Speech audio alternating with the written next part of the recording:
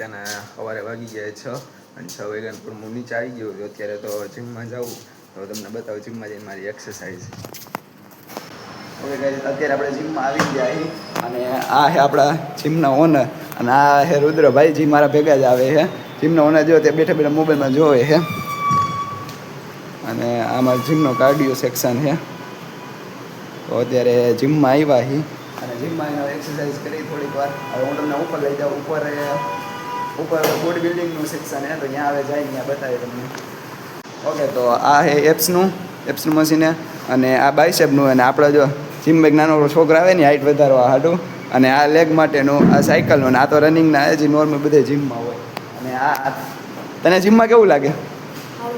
મજા આવે છે જીમમાં? શું કરવા બસ? પાતળું થવા, હાઇટ ઊંચી કરવા. ઓકે, તો હું ત્યાં બોડી બનાવવા આવું ને આ ભાઈબંધ છે એ તો હાઇટ ઊંચી કરવા અને પાતળો થવા આવે. હું તમને ઉપર લઈ જાઉં.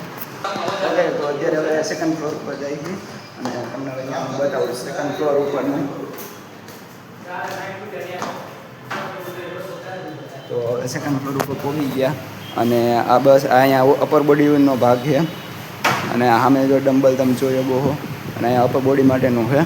તો હું અહીંયા એક્સરસાઇઝ કરું. અત્યારે તો બધા જીમમાંથી વહી ગયા છે અને હું ને 2-3 જણા અહીંયા છીએ અત્યારે જીમમાં. તો બાકી ડેલી હોનાપુરમાં અમે અહીંયા હોય, બાકી પછી સવારે દુકાને વહી ગયા હોય. એટલે અત્યારે તો જીમમાંથી હવે ઘરે જઈશ તો જાઓ ઘરે. અત્યારે જો ઘરે આવી ગયા છીએ. ઘરે હું કોઈ ગો 9:25 થઈ ગયા. તો અત્યારે ઘરે આવ્યો અને આપણા પુરુષાબેન જો મહેંદી કરે જોઈ, એ મહેંદી કરે છે.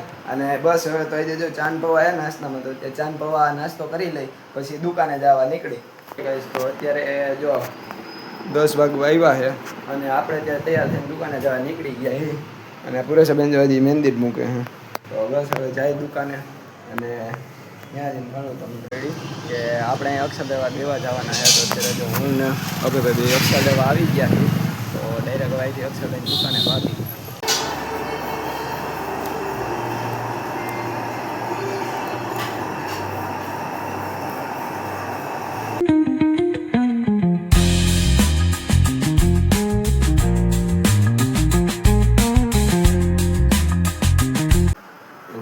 આજના બ્લોગમાં આટલું. જો તમને મારો વિડીયો પસંદ આવે તો વિડીયોને લાઈક, ચેનલ સબસ્ક્રાઈબ અને તમારા ફ્રેન્ડ સાથે શેર કરી દેજો.